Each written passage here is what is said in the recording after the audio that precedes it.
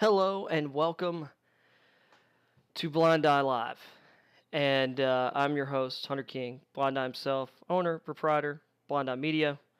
And I need to make sure I didn't just accidentally tweet out the same thing I did yesterday. Whoopsie.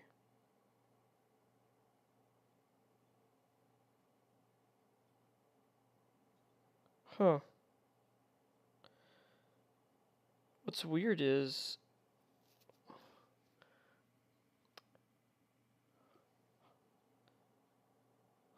that's weird because why does it say then that it's tweeting out my stuff to Twitter, but it's not? That actually explains a lot now. Well, anyway, me and realizing I need to fix and Streamlabs is great. Anyway, welcome to the show today. So we're going to be talking NFL stuff today. I have some other news stuff that I could pull up as well at some point, but we've got two big changes the NFL has made to their rules. One of them is good. One of them is catastrophically bad. Well, if you're a reasonable person, it's catastrophically horrific.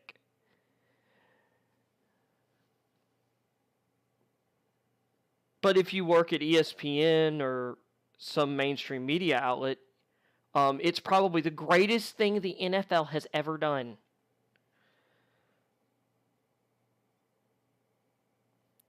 So we'll get into that here in a sec. We're going to talk about the second thing on my header, or, in my thing first. So we'll start with the good. The NFL has changed its overtime rules for the playoffs. So this will not affect regular season games. But in the playoffs, each team is guaranteed possession of the ball. So if a team goes down and scores a touchdown, what have you, the other team has a chance to respond, which is good. Everybody could say, it's a two-sided game. You're right. In that case, though, in overtime, maybe both teams should have to play both sides of the ball. I think this is good. I think this is fair, especially considering the more tired teams become, especially defenses, the more of an advantage the offense has. Because one of the biggest things that you lose when you're tired is your reaction time.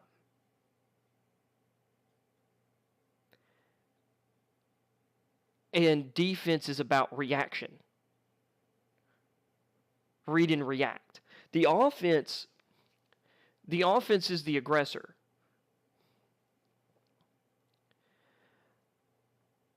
Now, that doesn't mean that a tired offense can't also wilt whatever, but as we saw in the Chiefs-Bills game, those offenses were both unstoppable, and only one of them got to take the field. Neither defense was getting stops. The current rules, as far as I'm concerned, bailed out the Chiefs. Their defense didn't have to prove themselves in that same scenario as the Bills. Everybody could say whatever. Yes, it's a two-sided game, but if both sides don't play, it's not. And we can look at the statistics. The winner of the opening coin toss has a massive advantage, statistical advantage, particularly in the postseason. Like, once you're to the good teams, because Lord knows it seems like every year now we have a regular season overtime tie,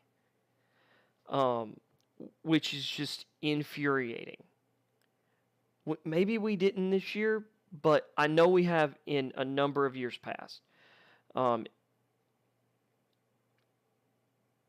Because I know we did in 2020, because I think it was it the Bengals and the Steelers, or the Bengals and the Eagles? It's the Bengals and someone. I know that Baker Mayfield's rookie year, or I'm pretty sure Baker Mayfield's rookie year, they tied with a team. So, you know. But this is good. I mean, what's going to end up happening is there's going to be a big game next season, or during the regular season, because now that the NFL's made it to where they're making this change for the playoffs, we're going to get a game where it's very obvious, or that it seems like it's destined. There'll be a game, huge playoff implications, or something like that, and one team's going to win, and then we're going to look back on it or later and be like, but see, if we'd had this rule, there wouldn't have been this scenario or whatever. But I'm fine. The playoff games are the ones that really, really, really matter in this regard. Because you have 17 regular season games. One game shouldn't be your end-all, be-all. For some teams, it definitely is. I mean, just look at the Raiders-Chargers. Of course, the Chargers head coach decided to lose that game. And I'm not kidding. No one in their right mind could say that Brandon Staley, what he did, was not screwing his team. But whatever. I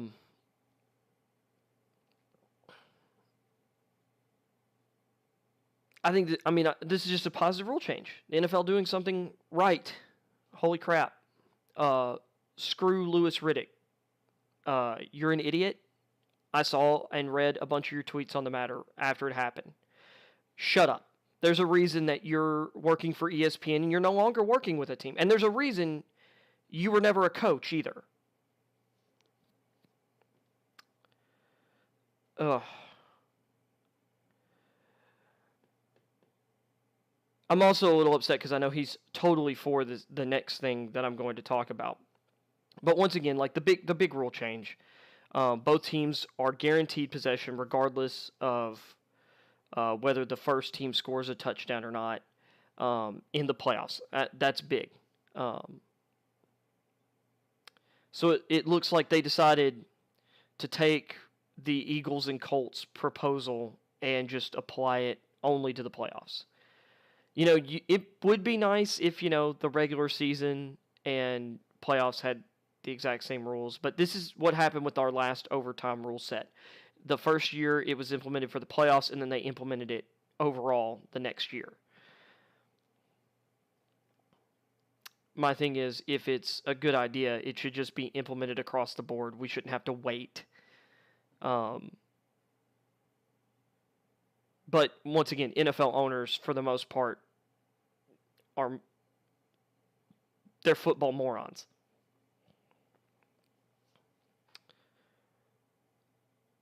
With that, we're going to get into, in my opinion, the NFL admitting it's racist and deciding that racism is, in fact, okay. Just not the way you would expect if, you're an irrational moron. And I'm sorry to be this strong about this, but, it's just true. The NFL has now expanded the Rooney Rule.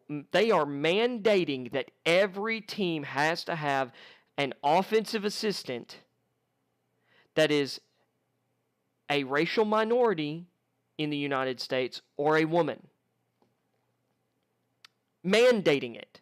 You have to. So they are tokenizing arguably every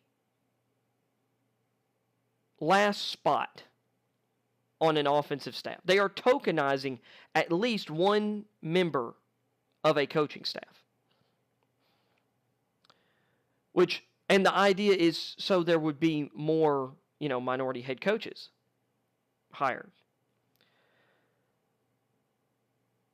Because apparently offensive-minded head coaches are the big thing, even though the last few coaching cycles, yes, the more flashy hires almost were offensive. I would call this the Eric Bieniemy rule. This is the Eric Bieniemy rule. This is the we need more of them so that Eric Bieniemy gets hired and we don't have to hear about it anymore. Of course, this doesn't apply to head coaches. You still got to, interview minority candidates, which once again, the token interview. And I'm not saying I'm not saying you shouldn't hire. This is not my thing. There's no reason you should not hire someone because of the color of their skin or gender. You should, however, not be forced to hire someone because of the color of their skin or their gender. This is racist, for one, because as far as I'm concerned, if there is one final spot left on a coaching staff and a minority gets hired, under discrimination laws, I would argue that any white candidate would have the right to sue for racial discrimination. I'm not saying they should. That's not what I mean. But this is this is just crazy to me. I was raised, you don't treat people different because they look different. You don't treat people with different levels of respect because they have because they're a man or a woman. Well, okay, that's not true. We were taught to treat women better than men, but whatever. Or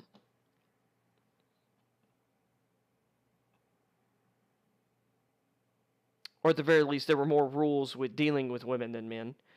But, growing up, we're taught civil rights, at some point, just about every year in history. The idea, I thought, was that Martin Luther King and the leaders of that time wanted was equality. People to just eventually get to a point where these characteristics don't matter. Instead, it seems like we've gone the opposite way. It's actually, racism is okay as long as it's benefiting people, who apparently were historically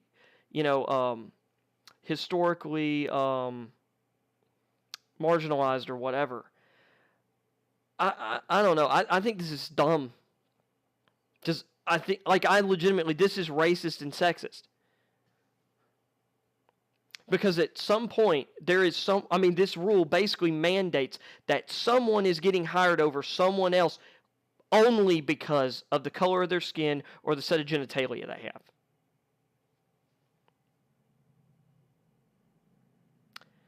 Frankly, if I was every coach in the league at this point, I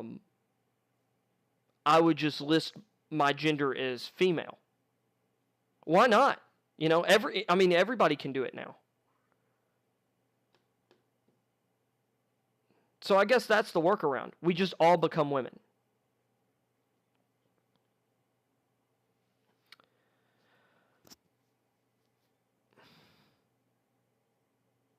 Because this comes from a stupid philosophy that, well, and it's really crazy because once again, because this is the big thing with women. Because I've been hearing this for a long time. Why are there not more women coaches? Women make up more or over 50% of the population. So obviously we're not getting the best. And this is an argument in so many things. You're not getting the best coach. You're not getting the best CEO on average because there aren't enough women represented.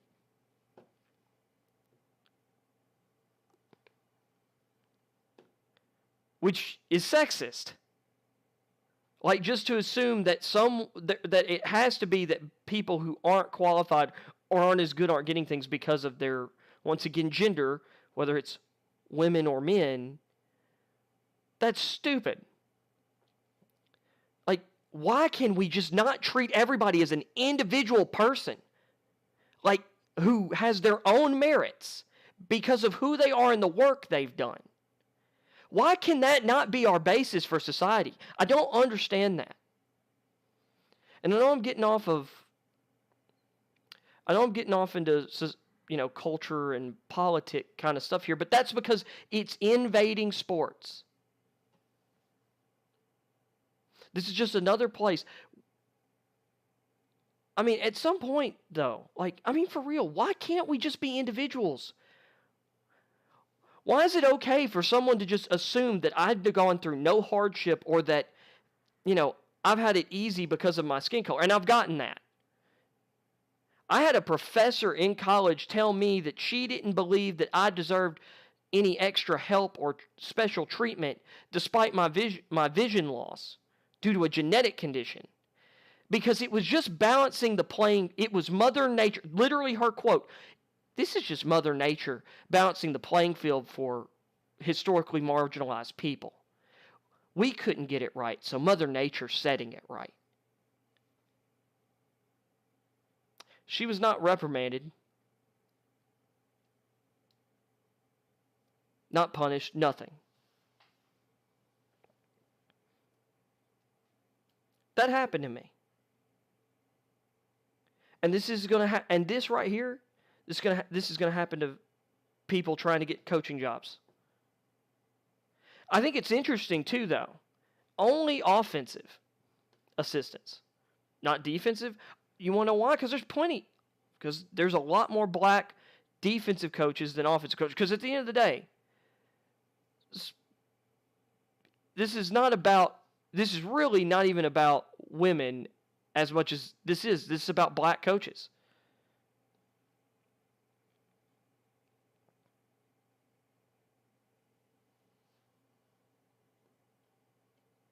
And I mean, it truly is. Because, the people who are pushing for it, I'm not seeing a bunch of Asians pushing for it.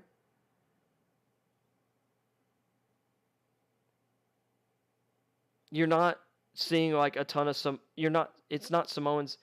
I mean, that's just what it is. And I'm not saying that because, I don't have a problem with people advocating for people getting jobs. I just don't like any of it being about race.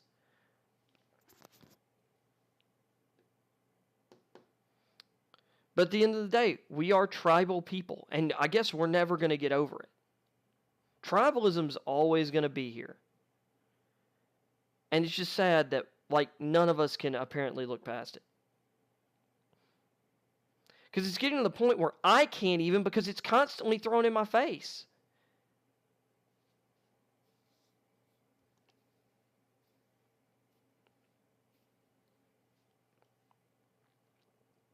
The Texans' last two coaching hires were both black men, and they're getting sued by Brian Flores for being racist against black coaches. We're living in, it's insane the world we live in. But the owners don't care because it's about the money. It's really not about championships for most of them. It's not.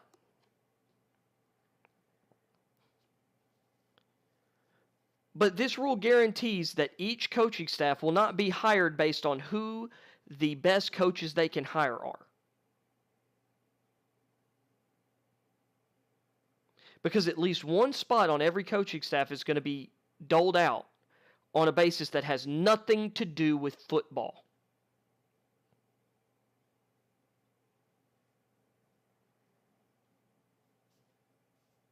Because that's what this rule guarantees.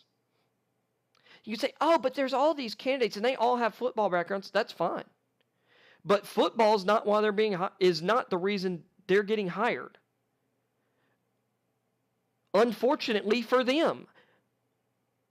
Because they should be judged based on their ability to do a job, not their ability to do a job while having a certain skin color or gender. I, I mean, and I'm sure this is going to hurt me in whatever YouTube algorithm because apparently their AIs can just detect whatever. I don't care. And I don't care if some people, don't want to watch my content for this opinion. Um,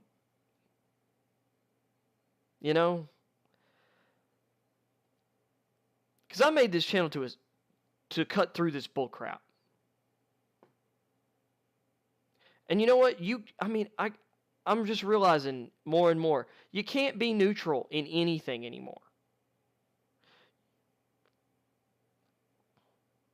Because if you are, you're going to let morons and crazy people just destroy everything if you don't stand up and push them out. Push back against them. Fight back.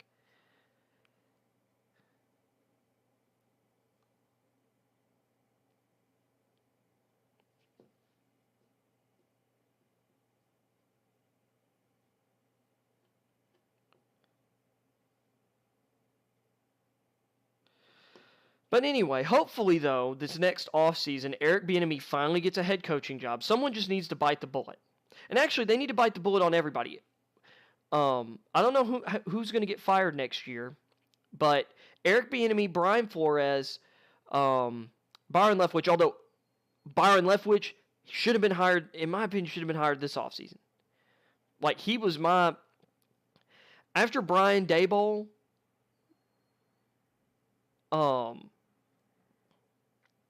Byron Leftwich was my guy this offseason. I wanted him to get the Jacksonville job so bad. And people were like, I can't believe Doug Peterson got a job. Dude won a Super Bowl, and you can have qualms with certain other things. Peterson won a Super Bowl as a head coach. That means something. And it wasn't like it was that long ago. It's not like it was Mike McCarthy and it was over a decade ago. And, I mean, for real, the GM just had put together an amazing team, and Aaron Rodgers had one of the greatest seasons any quarterback's ever had. I mean, that roster was awesome that year. There wasn't a weak spot on that team. And they beat a heck of a good Steelers team that year.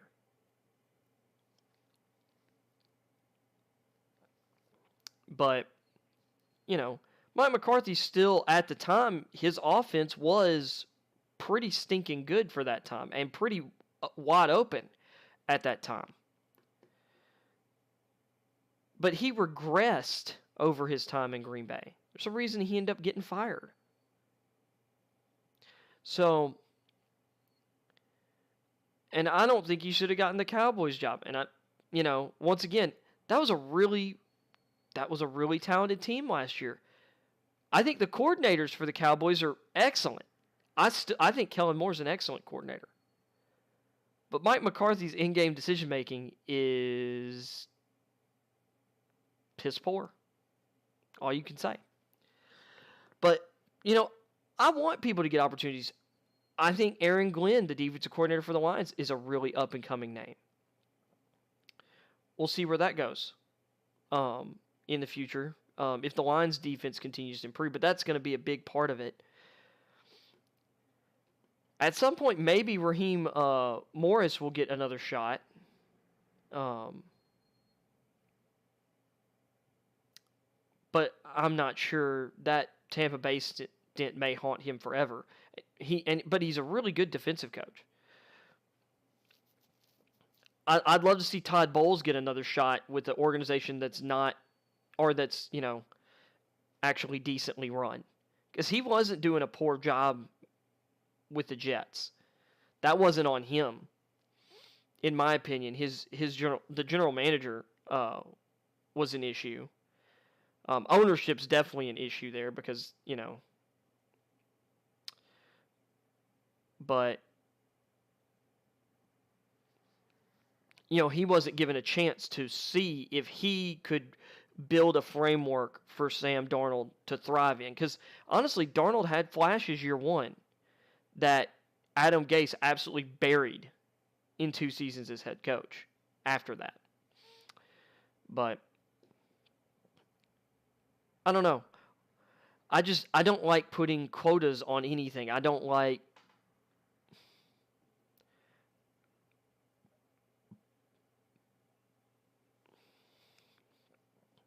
But I guess it's not an ideal world because you'd assume people could hire, or each of these teams would hire the best coach they possibly could at, every given moment. But obviously, not everybody can have the best coach. Not everybody can have, a top 20 coach because obviously someone's got to have the worst coach at a given point in time. But,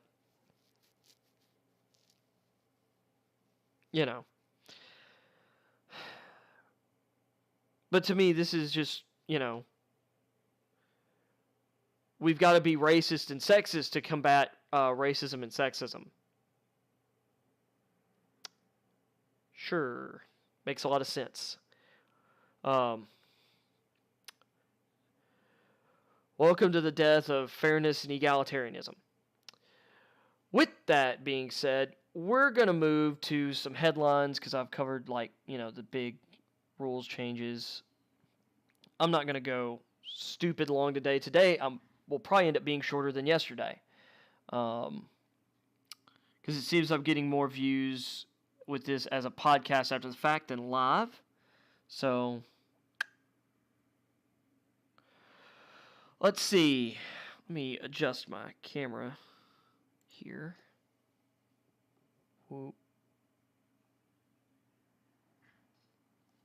All right. So, with that being said, we've got, the new overtime rule. The Saints have signed Andy Dalton to their quarterback room. They've already re-signed Jameis Winston. They are moving Taysom Hill permanently. Well, his official position is tight end, but, he'll still be playing his very versatile role. They're done with the Taysom Hill as starting quarterback experiment. And I think that's best for everyone involved, including Hill. And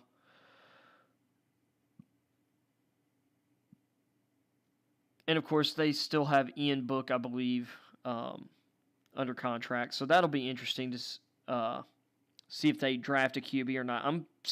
Kind of makes me seem like, the Saints will not go quarterback in the first round. The 49ers, Trey Lance will start at quarterback sooner than later.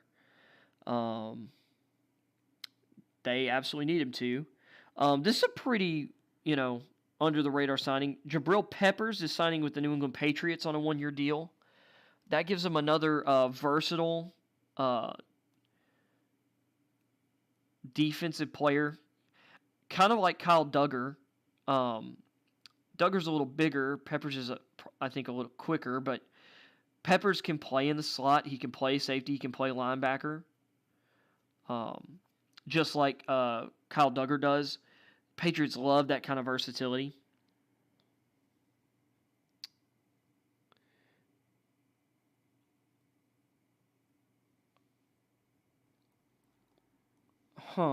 This one's come up just recently. Ron Rivera, way to fix Commanders Commanders rep is by winning. Well, commies never win, so. Packers talking about needing legit wide receiver with speed. Well, there are plenty of those in this draft. Plenty of those type of guys. Let's see what this new helmet mandate is that the league and NFLPA have agreed on here. Oh, that's not. Boom. By the way, really good site, Our Lads, for depth charts. I used them last year.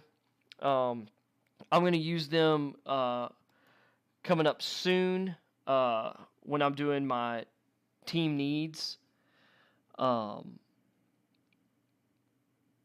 the NFL draft series that I'm going to start, I think, next week. I'm going to try and do at least a division a day. I might try and knock them all out in a week by doing like the East division of each conference and what have you. North, South, and West for my 4 streams. Let's see. So seeking to reduce head contact. We've already done that. We have done so much of that with all the rules changes. Like, we're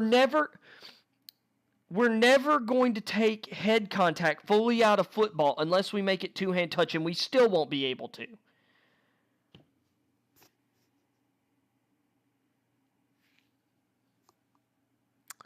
NFL mandates use of Guardian cap helmet for early portion of training camp. I've not heard of this helmet, so I mean, I guess this is meant to reduce contact when there is a collision, but let's see. The NFL has mandated the use of Guardian cap helmet covers for certain positions during a key portion of training camp when concussions and head contact typically elevate, league officials said Tuesday. I guess when you're getting to the swing of things, yeah.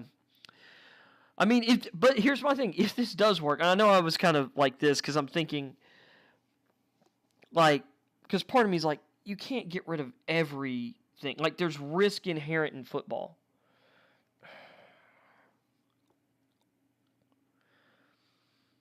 Seriously, like, you can't escape race or gender stuff anywhere. Like, I mean, it's just got to be promoted everywhere.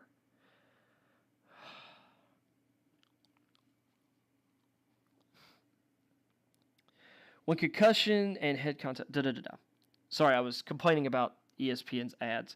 The resolution approved during a morning session at the annual NFL meetings will require offensive and defensive linemen, tight ends, and linebackers to wear Guardian caps for every preseason practice between the start of training camp, contact period, and the second preseason game.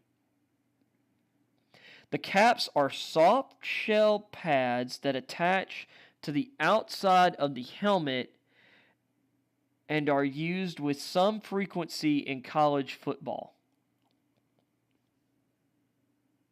Never heard of them.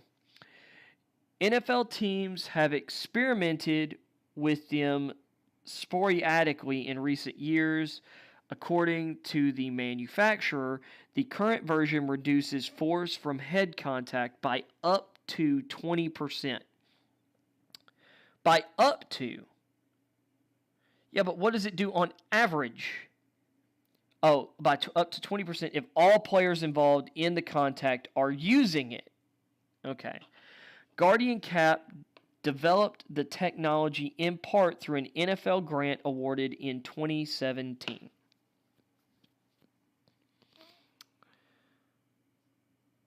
Huh.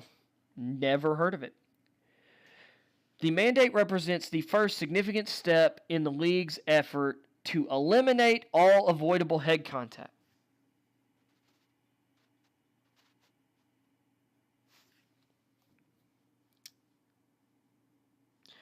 Realistic goals. All avoidable head contact. What? Who determines what head contact's avoidable? You know how it's really avoidable? Just don't hit anyone. My God. A goal that Chief Medical Officer Dr. Alan Sills announced earlier this year. Well, Alan Sills is an egghead who obviously never played the game and doesn't know jack. My goodness, like, you can't avoid, like...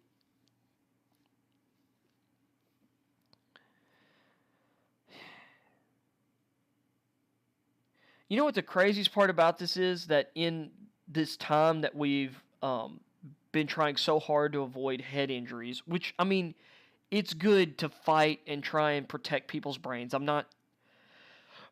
That's not what I'm saying here, but there have been so many more, like, to me, lower body extremity injuries that I've seen because of people doing everything they can to avoid hitting too high. And I'm like,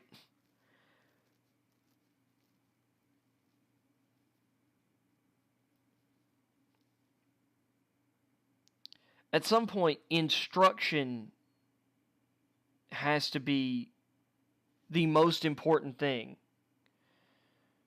Like instruction in tackling and in taking hits as well. But, you know. But with football, leverage is such an important part of the game. Like getting low, getting your power underneath someone else to dislodge them from their space, or to be able to absorb and bully through contact if you're a running back, or, slip off of that contact. I mean, I don't know. Let's see. Even if there are no change, or even if there are no change to the concussion numbers with this intervention, Sills said, we would still consider that worthwhile if it reduces the force that each player receives.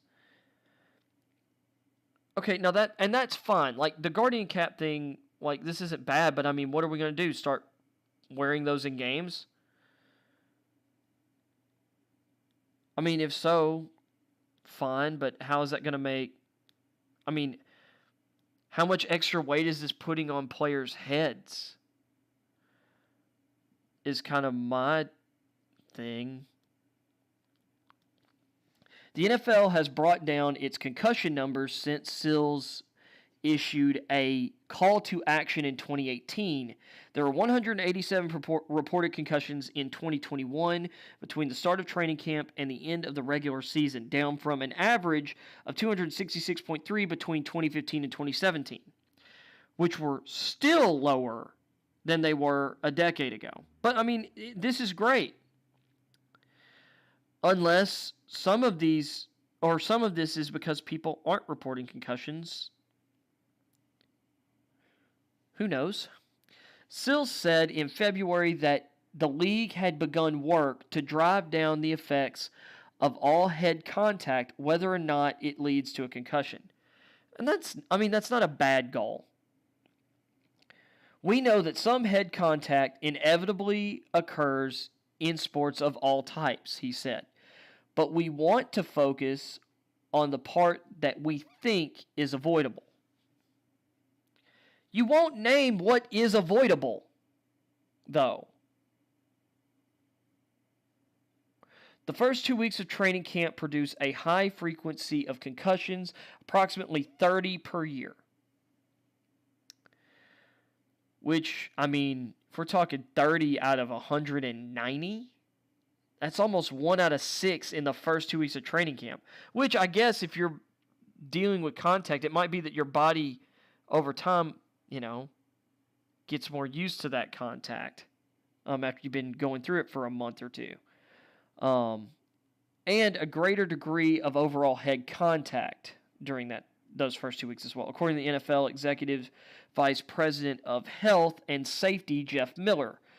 Part of the elevated rate can be attributed to the higher number of players involved in early training camp periods. Well, that makes sense because rosters are 90 or above at that point. Many of whom are unlikely to earn a final roster spot, which also means some people are flying around because they're fighting for their career. But that early period also features heavy full pads practices with elevated use of physical drills such as 9-on-7 as teams get acclimated to contact and full pads.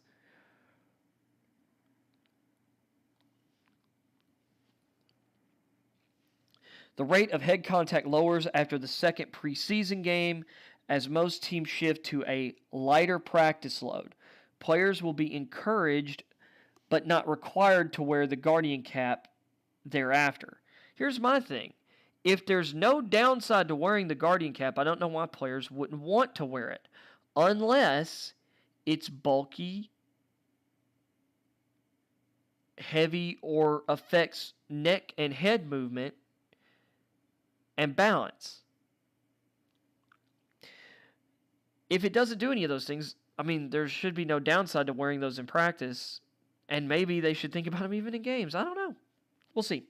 Meanwhile, Miller said the NFL and NFLPA also agreed to require that every player use wearable technology during preseason practices and walkthroughs. The resulting data will give league and union engineers a better idea of exertion during that time and provide a more accurate aggregation of league-wide trends. Well, to be honest, that's my thing. I don't understand why we don't have, or why we're not more heavily using GPS tracking data in general for a lot of things. I don't understand why we don't have a GPS chip in the football to determine where the ball should be spotted. I've heard arguments, well, depending on how the football's being carried, where is that GPS chip going to be? But you could put that chip in the ball and have something close by, like, or in the first down. Oh, you could have a GPS chip in the ball and in the first down marker itself. Like a sensor that would trigger if it gets that 10-yard mark. But, whatever.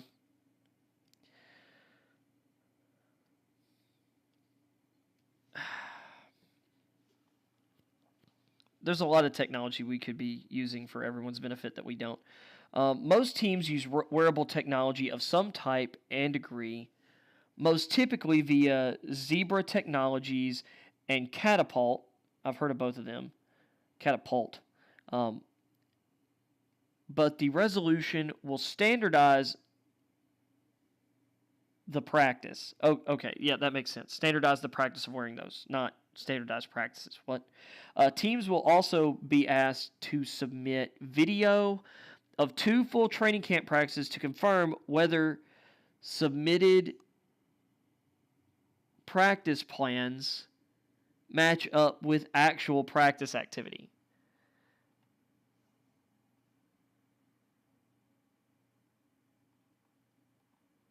Well, couldn't they just do that correctly twice and then just get away with it the other times? That's freaking like. Sometimes you see stuff and it's like, either do it or don't. Do it or don't. Do it for every practice or don't do it at all. Anyway, so this is something, I read this earlier, and I'm not going to read through just everything, but I thought this was kind of interesting from a evaluation perspective of certain, or of these quarterbacks.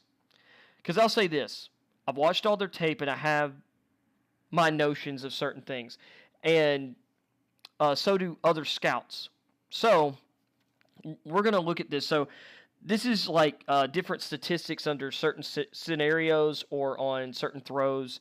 And ESPN's been doing this for a few years now. I think this is the 4th year. And there's some notable things about these numbers that I'll get into. So who can extend plays under duress? So you've got total QBR under pressure and total QBR when blitzed. So Kenny Pickett is your best under pressure. Then it's Bailey Zapp. And then there's a drop to Carson Strong. Then there's a big drop to Matt Corral and Desmond Ridder. And then Malik Willis. The FBS average for total QBR under pressure was 11.2. Obviously, Pickett and Zapp both close to 19. Carson Strong at 12.1 is just above it. And then Corral, 6.2. Ridder, 5.1. Howell, 3.9. And Willis, 2.5.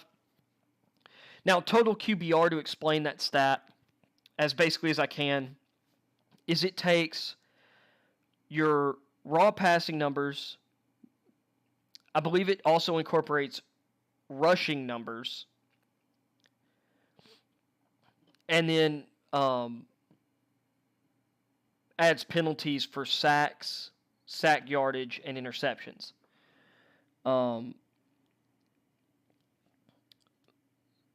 So your pressure numbers are usually going to be the worst because that's when guys are right on you and you're either getting sacked, because this is going to include getting sacked and throwing interceptions, which most interceptions happen when a quarterback is under duress.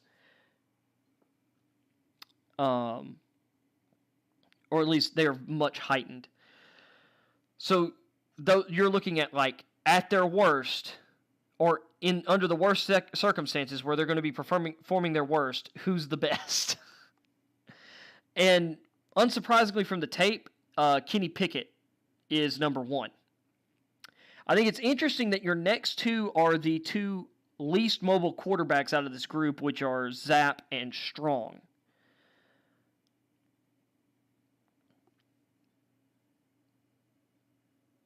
Which you're also, when you're under pressure, these are the most likely scenarios where the quarterback's also going to throw the ball away, which an incompletion isn't a positive play either. So now, when blitzed, which is when teams sell out to come after them, so this is when 5 or more rushers are after them, I think this is very interesting to look at.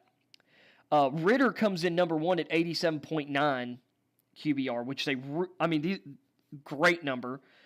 Kenny Pickett, 86.6. Sam Howell, 84.6. Zapp, 82.9. 82.2 for Willis. Strong is a 71.3. And then Matt Corral, kind of worryingly, 42.2. He's the only guy below average here in that number because the FBS average last year was 66.6 QBR when blitzed. Because when teams sell out for the blitz, or when teams add more rushers, that's less guys back in coverage. And usually means more man coverage, which means if you've got quality weapons, you're getting one-on-ones that your guys should be able to win, especially and more opportunity for yards after catch because there's less help over the top. If they make one guy miss, usually maybe there's a safety back there deeper.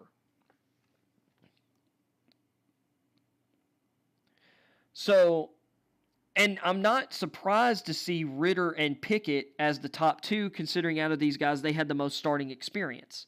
And then Howell at 3. Once again, same thing. Zapp in a very quick, his air raid offense that he was in really emphasized quick, intermediate throws. Willis, because of his mobility, not a shock there either. Strong is really good at reading the field. That number, and I actually did some looking after reading this, that number for Strong went down as the year progressed because his mobility kind of waned because of the knee problems I've talked about on other streams or previous streams. And then Matt Corral played easily the toughest schedule or toughest slate of defenses of these guys.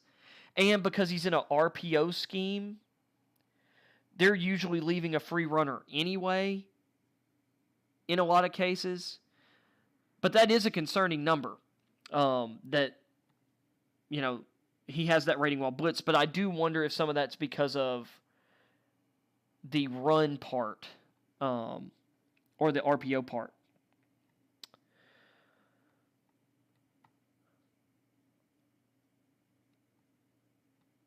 But there's a big thing, and I need to find it here, where they were talking about last year's class. So out of these 7, 4 of them failed to hit the average. Parallel here, he talks about doing this for the past 3 years, and this being, the 4th. Just 4 of 34 of their previous studies on these numbers included quarterbacks that were below the FBS average that year or the season prior to them coming, or that led to them coming out in the draft. Those guys were Clayton Thorson, Daniel Jones, Jarrett Stidham, and Nate Stanley. Thorson and Stanley haven't gotten a shot. Stidham kind of did, or Stidham did, wasn't great. And Daniel Jones has arguably played again in a worse offensive line situation than he did at Duke relative to, competition level. But Daniel Jones has had some really good flashes.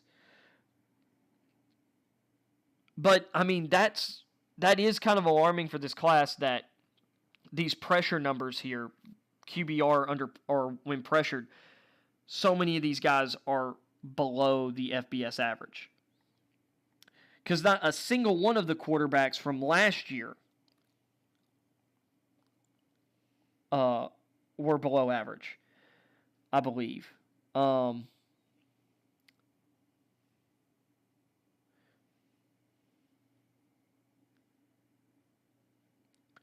And Kenny Pickett's number was 34th out of 125 qualified quarterbacks last year, and it would not have ranked in the top 4 of any of the previous 3 years in this project. In fact, the number would have fell behind 9 of the 12 QBs we looked at last year. Okay. Which, that's saying something. Even though last year was a loaded quarterback class, especially at the top, you're talking 4 more guys who didn't get drafted in the first round. What I think it does show, though, Pickett's mobility is still understated. Like, he's a really good athlete at the quarterback position. And he does a really good job on tape of sensing pressure. What I will say is that against his toughest opponents, Ritter had his offensive line had a really hard time keeping him well protected. Because one of the things that was so devastating in their loss against Alabama was Alabama didn't have to bring more than 4 rushers to pressure Ritter. So they could leave more guys back in coverage and still get him off of his spots and get him having to rush his decision-making process. Sam Howell, watching his tape, their offensive line and their scheme did not help him at all. And I do think some of these RPO schemes lead to quarterbacks being under pressure sooner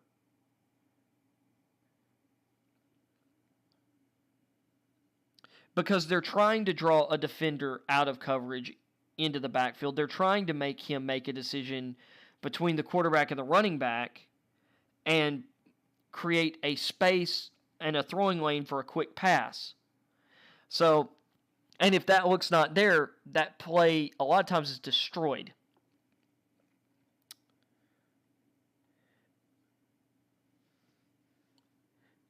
And all of these quarterbacks, Corral, Ritter, Howell, Willis, ran a bunch of RPO, ran a bunch of play action stuff. Which, once again, you're trying to get them to bite on the running back to create lanes. And if they don't, they could be on top of your quarterback in a hurry. All right. Who thrives airing it out, throwing it deep down the field? So you've got your completion percentages on passes 20-plus yards downfield, and you've got your off-target percentages. Zap showing up top, some people watching tape, it's like that's kind of surprising. It's not really when you consider that most of these 20-plus yard throws are right at that 20-yard threshold. And when you look at their offense and their level of competition, Zap was able to get these a lot. although those numbers do look good, his volume really doesn't look great. And he has some throws like 20 plus yards down the field where you're like when they played Tennessee, or was it Tennessee Tech or UT Martin? I'm trying to remember which school it was. I think it was UT Martin. Yeah, it was UT Martin. UT Martin's a D3 school. And early in the game, he threw up just this weird deep ball into double coverage that got picked off.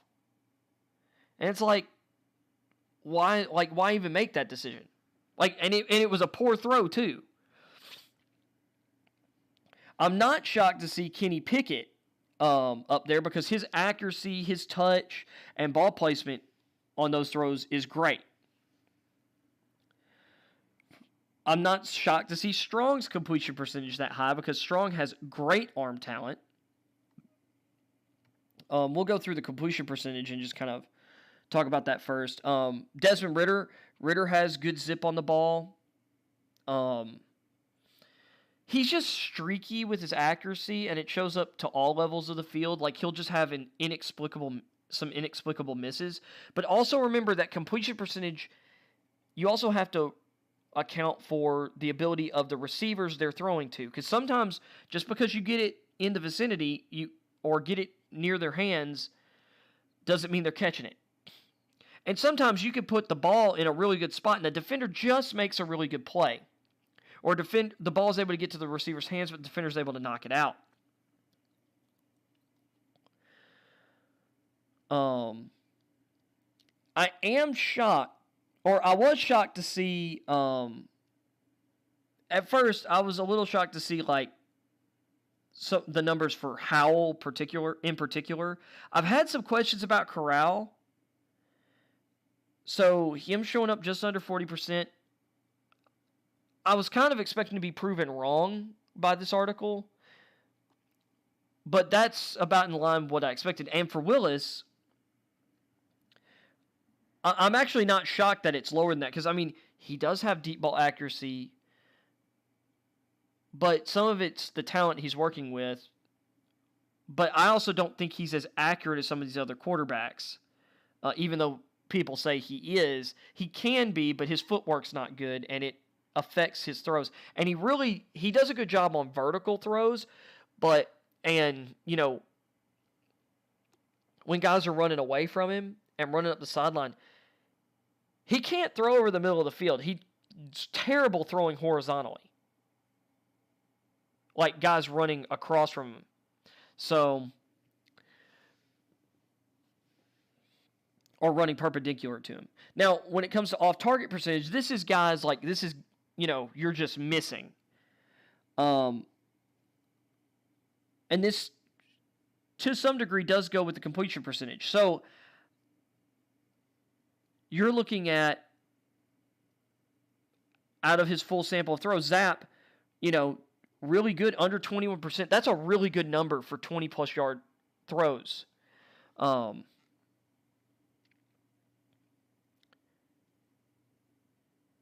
once again, a lot of times he's having to put everything he can into it. And when you're doing that,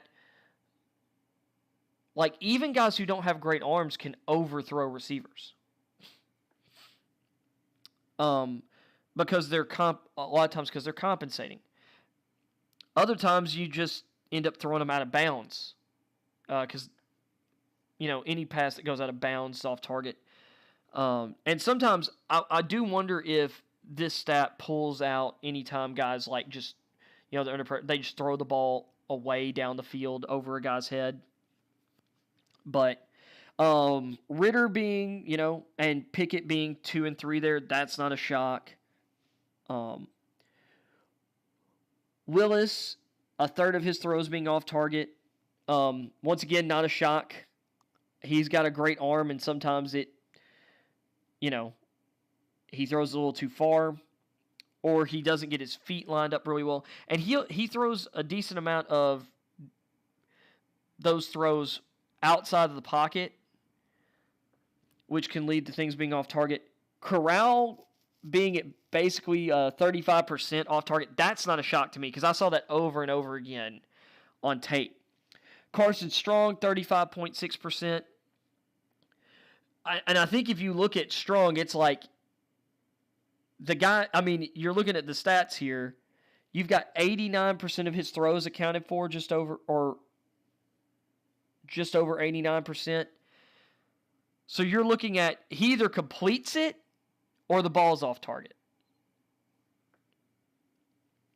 And then Howell, once again, bring up the rear at 38.2%. And I'll say this, those numbers were not as bad his first 2 years, because I also looked that up too. Howell's receiving core, he lost his best receivers. And it took time to build rapport with the one good receiver, like, in my opinion, the one good receiver he had left. Their wide receiver core was weak last year. And his off-target percentage is exactly the average for the FBS. Now, his completion percentage was below it, and he was the only guy below out of this group. But I'm putting that on the system and the players for Howell. Like, I've watched the tape. Howell had some really good passes that his guys didn't get or just didn't catch. Like, because there's a bunch, that completion percentage for Howell should be higher. He had some, and there was one throw that was called incomplete that I remember blatantly off tape. I'm just sitting, or ended up being an interception. I think it was from this year's Georgia Tech game.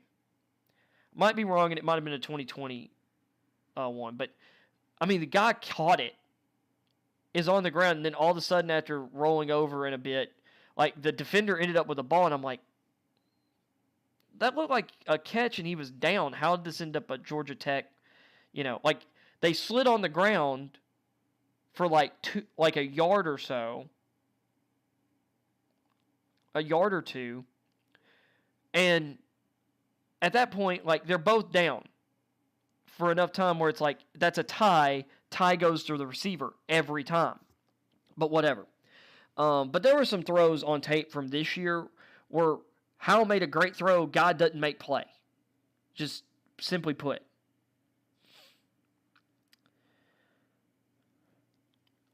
And McShay talks about this. I'm pretty shocked here, to be honest. Normally, there are slight discrepancy between the numbers and where the numbers and tape don't align, but there are two massive differences in this category for me. The first one he talks about is Sam Howell, because it's the same thing for me. And I've listened to a lot of people say this, and the majority of scouts sit here and it's like, Howell doesn't necessarily have as much arm talent as Willis, and maybe even a healthy Carson Strong. But I'd say they're very comparable.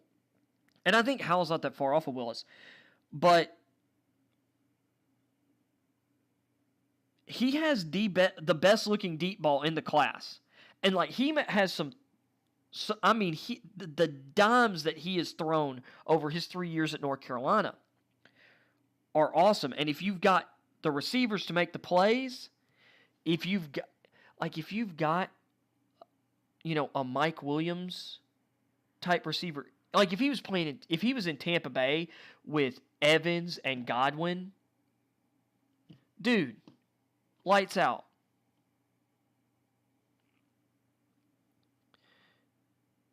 If he was playing in Tennessee with an A.J. Brown and a Robert Woods, like, he'd have guys who can go up and get the ball and make plays with the ball in the air. He's your guy. But these numbers don't add up with the eye test to some degree. But I think it does in another way, because there are a lot of good balls that don't get caught.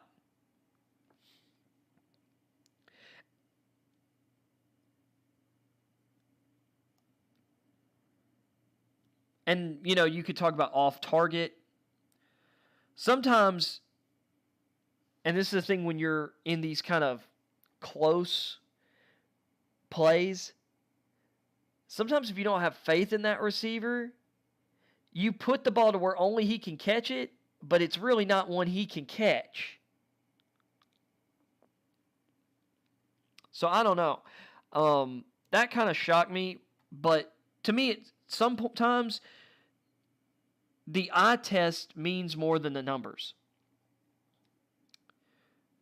Because these numbers aren't telling you who these guys were throwing to.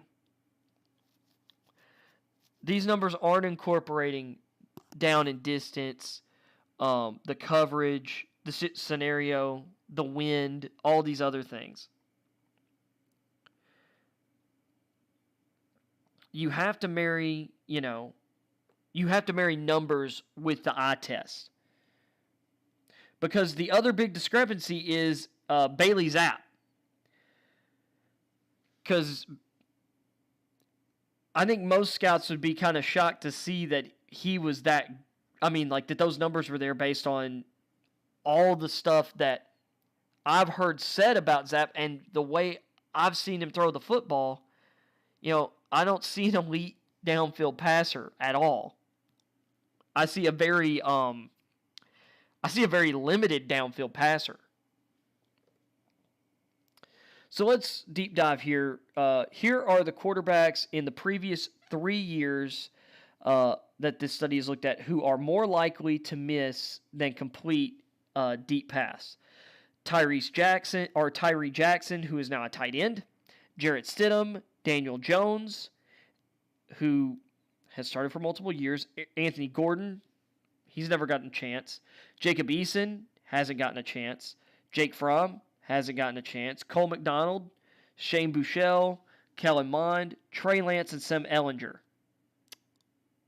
Which, this was also before Josh Allen. Like, they started this the year after Josh Allen's draft. Josh Allen would have fallen into that category too. Just saying. Trey Lance has barely played so far. Kellen Mond hadn't gotten a chance. That's an underwhelming group. And the reason they're bringing this up is because out of these guys, the only guy to have a higher off-target than completion percentage is Howell. But that does not hold up to his previous 2 years as a starting quarterback.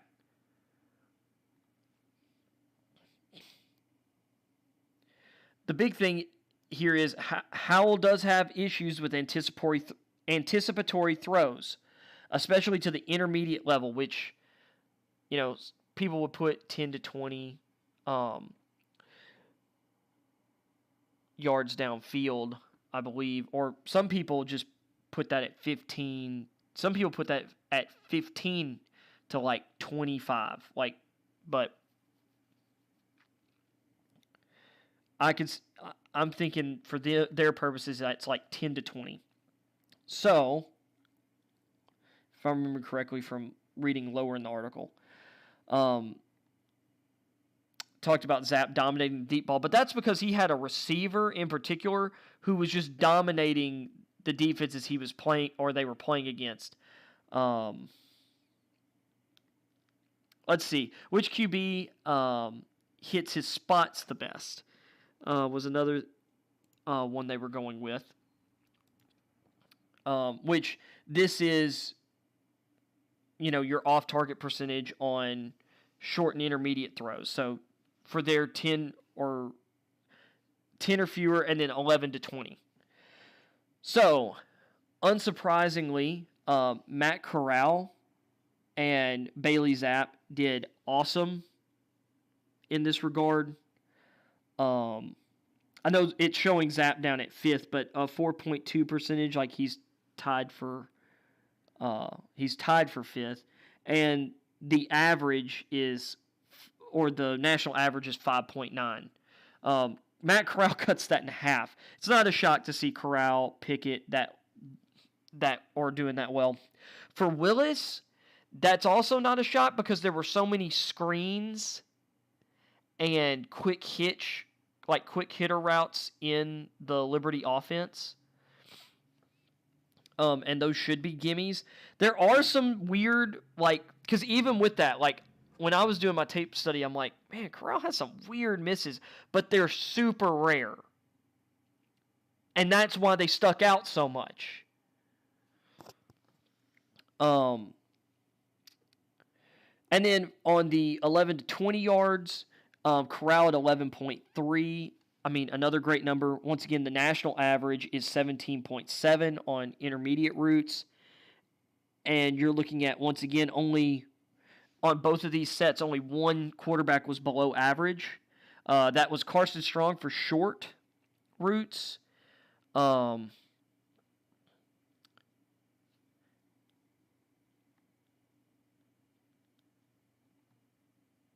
Which that was something I noticed, but sometimes when you're throwing in the short game, and the way Nevada's offense, a lot of their short game stuff, I think some of it had to do with his knee later in the season, because when you're throwing to flat, you're having to really kind of twist and shift, and his movement skills really dropped as the season went on because of that knee issue, and I think that played into that 6.4%. If that knee procedure, that cartilage donor tissue, if it takes,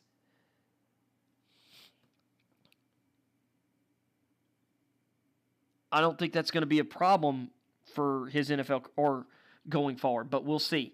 And then everyone else, beat the average on intermediate except for Desmond Ridder, which that shows up on tape for Ridder. He's a really accurate quarterback, except for these weird, inexplicable misses that are more common than, say, with Corral. Like Ridder will miss. It's not even necessarily hard throws. He'll miss these weird gimmies, and it's very Jimmy Garoppolo-esque. Because Garoppolo's a really accurate quarterback, especially when he's dialed in. He's one of the most accurate passers, I think, in the league. But Garoppolo goes for stretches where it's just he's all over the place.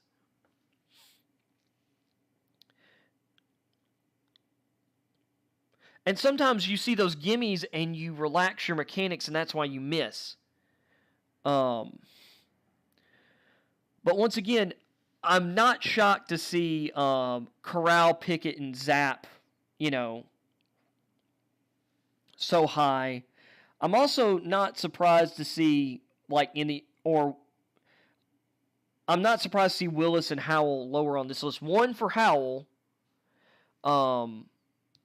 because the intermediate game, a lot of anticipatory throws. And for Willis, he's great intermediate outside the numbers.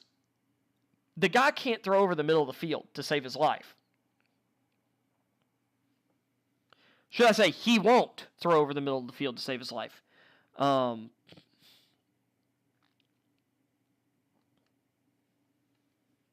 But he is above the national average. So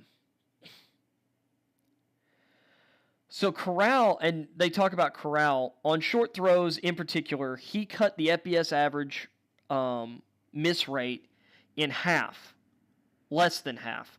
How elite was Corral's short range accuracy? There were only two other quarterbacks in this exercise over the past 3 years to miss less than 3% of short throws. Joe Burrow and Jacob Eason. So, one of the, a guy who had the greatest QB season in the history of college football, and a guy who lost his starting job to a far less talented quarterback in Jake Fromm, then was just kind of met Washington.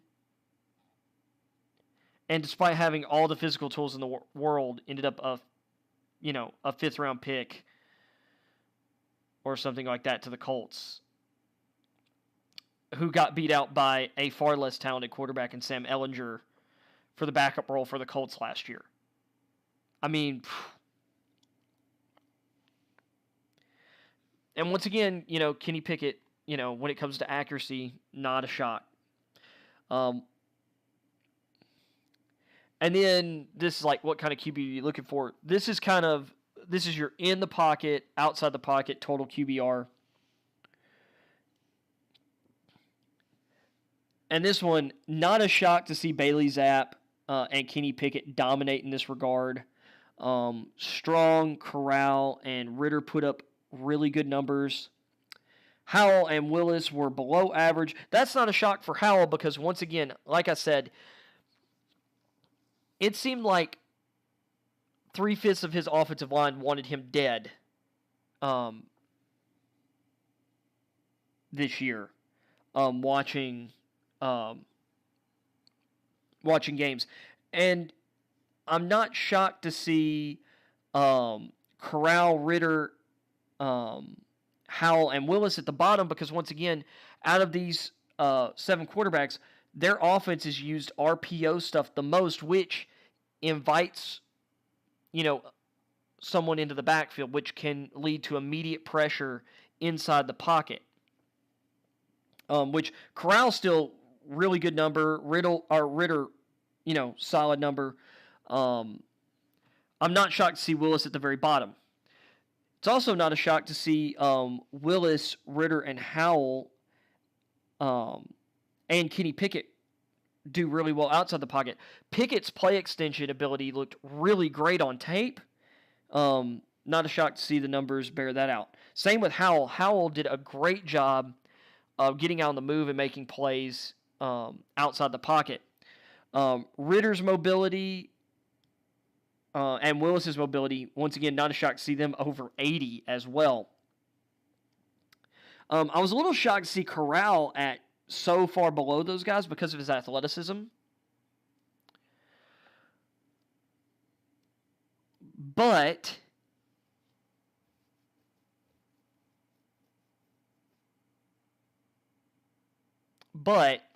some of his best traits with his arm don't seem to translate as well when he does roll out.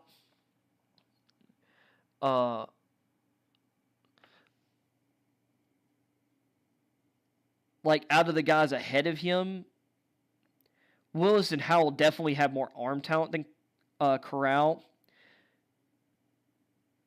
Pickett's just so accurate. And he's really accurate on the move. And Ritter, to be honest, his ability to make plays on the run is really outstanding. But if I'm not mistaken, total QBR does incorporate rushing numbers. So that's really going to help guys like Willis, Ritter, and Howell. And it should have helped. To me, it should help Corral. And if he's down at 54, that's saying a lot about his inability to throw the ball outside the pocket. Or out of his 3 interceptions I think he threw this year, or actually he might have thrown. Corral didn't throw a lot of interceptions this year, though he threw a lot more passes that should have been intercepted. His first interception of the season came against the Tennessee Volunteers, and he was flushed outside the pocket, and he made a bad throw on the run that sailed over the head of one receiver and fell well short, or would have been an underthrow for the other receiver. And it's not a shock to see Zapp and Strong at the very bottom. Those guys don't have great movement skills. So the average for outside the pocket, 62.8. So your top 4 guys, easily cleared that. Corral missed it by a decent amount. So it depends on what kind of offense you're running. If you want to win from inside the pocket, or if you're more concerned with inside the pocket numbers, you're probably going to be concerned by Willis's number, and you might by Howell's, although Howell was much better inside the pocket his first 2 seasons. Much better.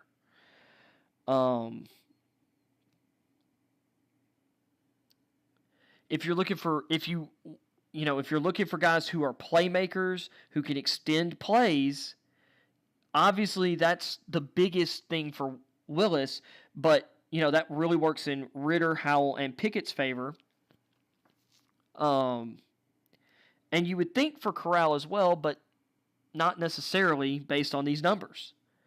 Although he definitely has the tools for it.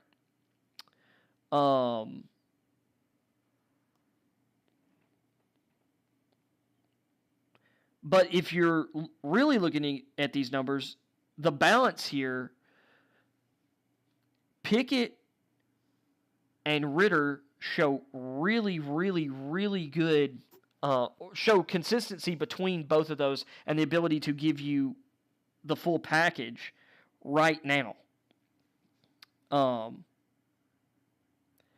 I would argue, if you're looking at Howell's numbers before this year, I would argue that Howell gives you a great balance of that as well.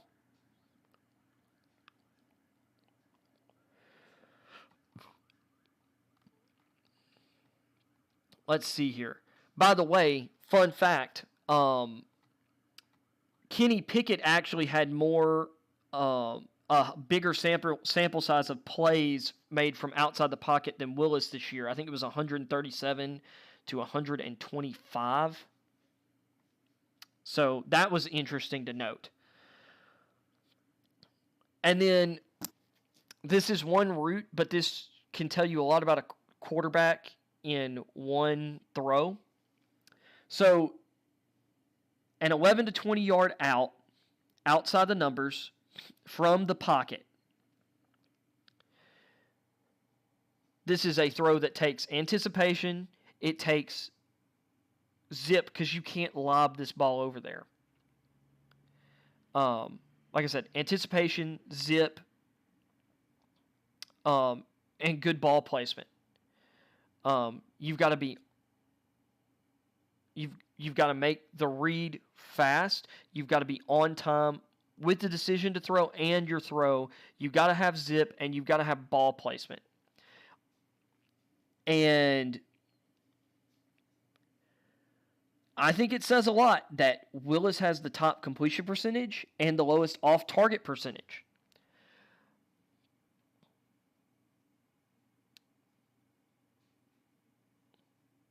The problem is, to me, it's like, yeah, this throw says a lot.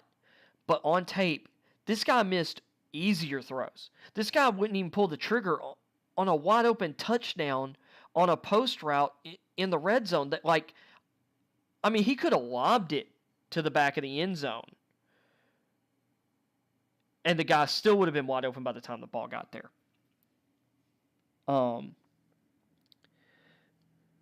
It's also not a shock to me to see Sam Howell at number 2 here on this route. Or Ritter. Ritter's got really good arm talent. Matt Corral, his anticipation, his zip in the intermediate game. So not a shock to see him completing, 50% of these from the pocket. And then you've got Bailey Zapp, then Carson Strong, then Kenny Pickett. And Kenny Pickett's the only one of these guys with who was below average. And that does say something, because that does come to some of, the concerns about his arm strength. But it can also be, it can be a little fluky. And then your average is 22.7% off target. And if we're looking here, Howell's over that percentage. He's got the highest off target percentage, but at the very least, you're sitting here, it's like, so it's complete, or this ball's probably going out of bounds.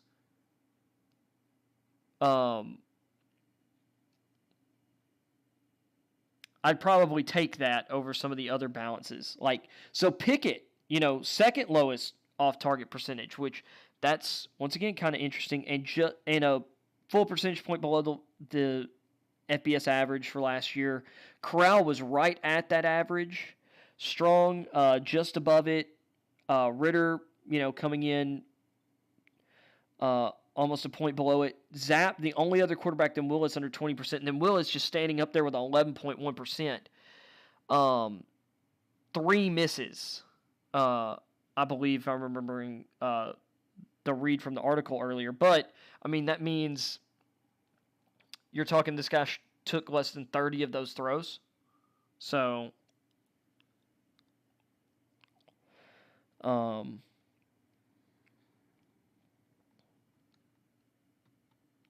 the reason this is a really good indicator of arm strength and accuracy and anticipation is A 15-yard out route outside the numbers, you're sitting in the middle of the field.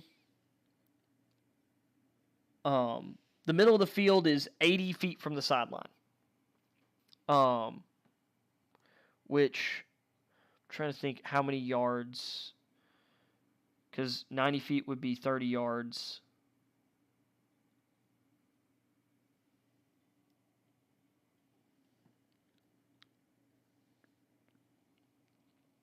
A 15-yard out throw travels over 30 yards into what can be a very tight window, as they described it, which it is. On a lot of out routes, you're throwing to a spot. And you've got to time it. So that's where some of these off targets can come from. It's not because it's an inaccurate throw. The throw's not on time. If you pull the trigger too early, like say you're under pressure, you throw that ball to that spot too early and the receiver's not able to get there.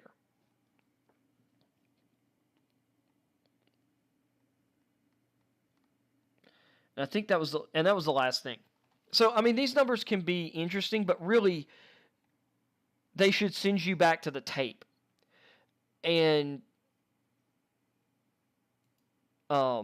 seeing as I wanted to go over this, I did go back to some of my resources and look at some of these guys. Like, I didn't really watch anything on Strong because none of this stuff leapt out as anything that seemed abnormal to me. I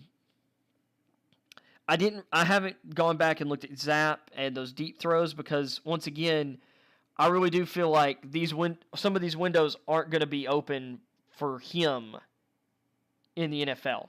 Like, they're going to close before the ball gets there. But I did want to look at, but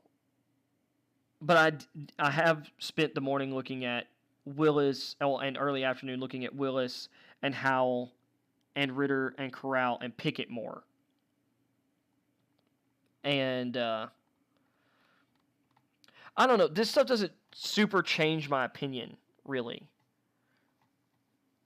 Because in my tape study, I can look at some of this and I'm like, yeah, but I think this factors into Howell's numbers. Like, I really do think, and you can look back at the previous 2 years' numbers, Howell's numbers in just about all these categories are better. His QBR from inside the pocket was better. For example. And his deep completion percentage was better, and his off-target percentage was lower last year. Your quality of receivers and your quality of line play absolutely matter in those regards. So, with that being said, I think that's a good show. I think I've talked enough today. I will be streaming tomorrow, and I might talk more NBA tomorrow. It just depends on if there's any, breaking NFL news. But yeah. So with that being said, this has been Blind Eye Live for Tuesday, March 29th, 2022. If you like the show, drop a like. If you don't, leave me a comment and tell me whether I'm like stupid or what I can do better. What else? Heck, if you like the show, leave a comment. Let me, what you like, what you don't. What's keeping your attention. So, with that being said,